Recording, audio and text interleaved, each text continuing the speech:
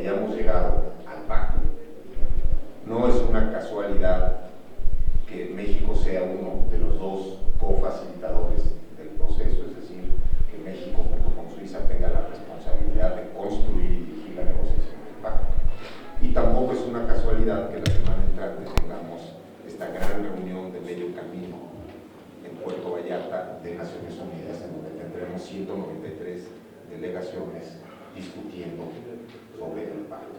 Todo eso es producto de la diplomacia mexicana, pensada de manera muy estratégica, y esto no es propaganda a la diplomacia mexicana, sino es un reconocimiento real a la responsabilidad, a la relevancia y al papel que ha tenido históricamente México en la discusión internacional de la migración.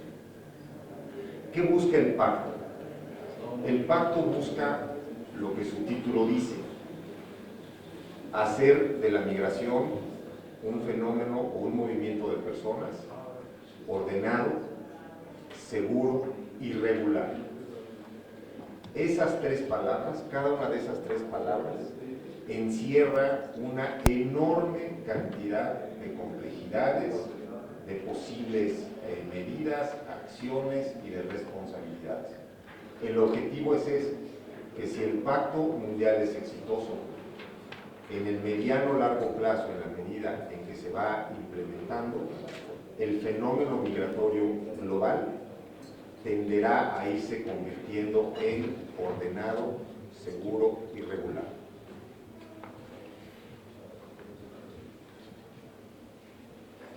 Normalmente hay la tendencia de ver a la migración desde el punto de vista del desarrollo.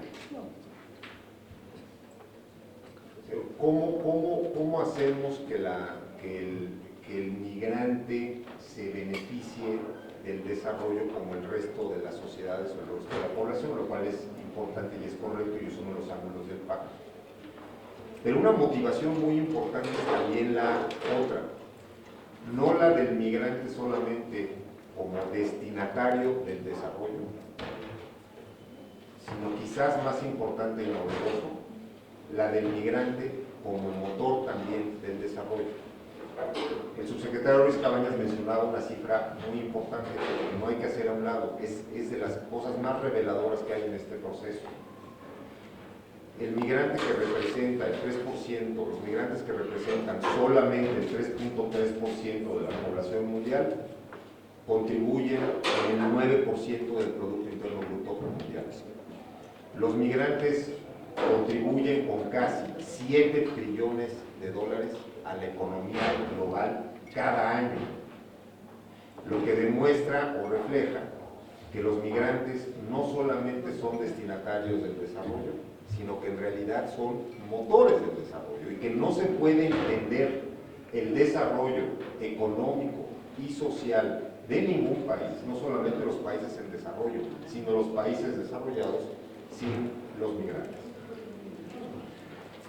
¿Dónde están los retos para negociar el pacto global? Para hacer que efectivamente la migración se vaya volviendo ordenada, segura y regular.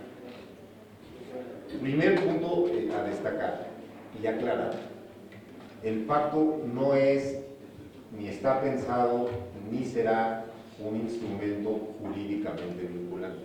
Eso es importante aclararlo, porque esa es una pregunta recurrente, y cuando respondemos que no lo va a hacer, a veces se interpreta con algo de decepción.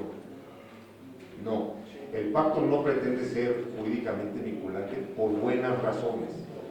Si hubiéramos intentado promover un pacto, un instrumento jurídicamente vinculante, el pacto hubiera nacido muerto, no hubiera nacido nunca.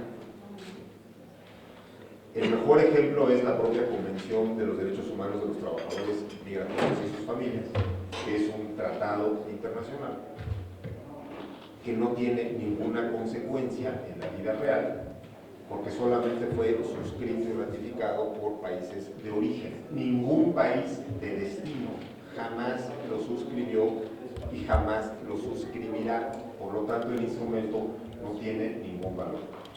La fuerza del pacto que estamos construyendo no está en esa discusión de si es jurídicamente vinculante o no, sino en nuestra capacidad de lograr que todos los Estados miembros se identifiquen con él. La fuerza del pacto estará en su credibilidad, estará en que logre hacer sentido para todos los Estados miembros, en que todos los Estados miembros y las distintas formas del fenómeno migratorio queden debidamente reflejadas con sensatez, con inteligencia y con pragmatismo en el pacto. Si logramos eso, ese pacto va a ser más valioso, más importante y va a tener más efecto en la vida real de 250 millones de migrantes que cualquier instrumento legal podría jamás tener. Segundo, esta es una negociación extraordinariamente compleja. Primero, porque tiene las complejidades naturales de la migración, que son conocidas, pero segundo, porque el fenómeno migratorio es un fenómeno altamente político, altamente emocional, diría hasta psicológico en relación a las comunidades que reciben migrantes. Es un fenómeno altamente ideologizado y polarizante. El reto, por lo tanto, más importante que tenemos en esta negociación no es solamente diseñar políticas, reglas, normas, entendimientos inteligentes. Ese es un reto por sí solo extraordinariamente grande. Pero el reto más importante es cómo logramos una negociación que no se base en prejuicios, que no se base en ideología, que no se base en intereses políticos de corto plazo, sino que se base en evidencia, en la realidad concreta de la migración. ¿Cómo despolitizamos, en el buen sentido de la palabra, el proceso de negociación, que siempre va a ser altamente político? Pero ¿cómo hacemos que la politización negativa, que los prejuicios, que la ideología, que los intereses políticos, insisto, de corto plazo, de gobiernos en todo el mundo, que es natural, se hagan a un lado y permitan a los negociadores de los 193 países negociar desde una base mucho más objetiva, sensata, que busque resolver o atender el fenómeno migratorio en la realidad? Ese es el reto más grande. Y para eso estamos haciendo dos o tres cosas, y el diseño mismo de la negociación, del proceso, está pensado para resolver eso. Entonces, lo primero que estamos haciendo es construir confianza. Esta negociación se da, porque además el entorno de Naciones Unidas, en una situación de una desconfianza profunda, desconfianza entre Estados miembros y desconfianza de Estados miembros hacia el sistema multilateral de Naciones Unidas, hacia las instituciones. Entonces, si no logramos, y desde luego esperamos confianza en los dos cofacilitadores.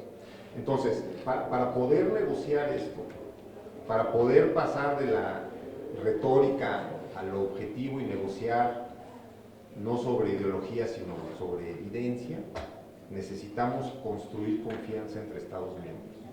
Necesitamos generar, permítanme el término, confort entre los Estados miembros, de que el proceso de negociación es transparente, es justo, es equitativo, es balanceado y sobre todo equilibrado, igual, todos somos iguales y estamos negociando en condiciones de igualdad. Y segundo, que ha sido un trabajo muy interesante, por cierto, es ir desmitificando la migración. Es ir despejando la migración de tanta retórica, senadora, de tanta ideología y de tantas malas percepciones. Y la única forma que hemos promovido y que hemos ido, y efectivamente la que hemos logrado ir avanzando, es precisamente a través de las cifras y datos. No hay cifras y no hay datos de la migración. Y es un gran reto no solamente para México, sino para todos. Hay muy pocas cifras. Es muy difícil comprender el fenómeno migratorio sin números. Hay algunos que empiezan a producirse precisamente a partir del proceso del Pacto Mundial. Les voy a dar un dato, o la ausencia de un dato central. Sabemos que hay 240, 250 millones de personas que viven fuera del país donde han nacido, por ejemplo. De eso sabemos que el 90% más o menos son migrantes y el 10% más o menos son refugiados. A partir de ahí no sabemos más. Por ejemplo, no sabemos, no tenemos idea, nadie la tiene, hay algunas cifras que intentan hacer extrapolaciones sobre qué porcentaje de estos, digamos, 220, 230 millones de migrantes en el mundo son migrantes indocumentados. Y si no comprendemos y no sabemos cuántos son indocumentados, y pensando que obviamente el pacto, uno de los aspectos centralísimos del pacto es la migración indocumentada, una de las 3 palabras del título es regular, hacer la migración regular, pues entonces es muy difícil hacerlo, si no sabemos cuántos ni dónde están, por ejemplo. Los datos económicos. Sabemos que contribuyen con 7 trillones más o menos de dólares a la economía mundial. Sabemos que pagan impuestos. Sabemos que ahorran. Pero no tenemos claro todavía la dinámica y el ciclo económico de la migración completa. Desde cuáles son, en dónde están las causas económicas de la migración, hasta dónde está la contribución económica de la migración. Y en este, por cierto, en este tema, aprovecho para decir que justamente para poder negociar eficazmente el pacto y abordar eficazmente la migración, la tenemos que abordar de lo que le hemos llamado una perspectiva de 360 grados. Por arriba, por abajo, por los lados, comprender el fenómeno completo y entender el fenómeno migratorio como uno solo. No es la migración, ya no es el origen de la migración, ya no es el tránsito, ya no es el destino, sino es el fenómeno de migración total. Entonces, cifras, datos, estadísticas no tenemos, hay muy pocas, necesitamos trabajar más y si no las logramos tener va a ser muy difícil tener un pacto exitoso. El tercer punto, ¿cuál es el proceso del pacto? El diseño de la negociación. El diseño de la negociación es de la siguiente manera. Hemos dividido el proceso en 3 fases, que no son arbitrarias, sino son 3 fases que buscan abordar o resolver esta lógica que estoy describiendo con ustedes.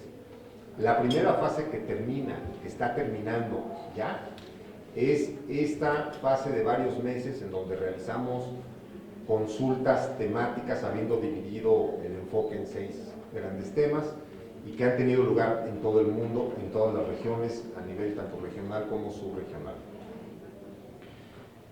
Esta primera fase tiene 2 propósitos. Un propósito es comprender la migración, entender el fenómeno, entender cómo ocurre, en dónde ocurre, qué características tiene. No toda la migración, por cierto, es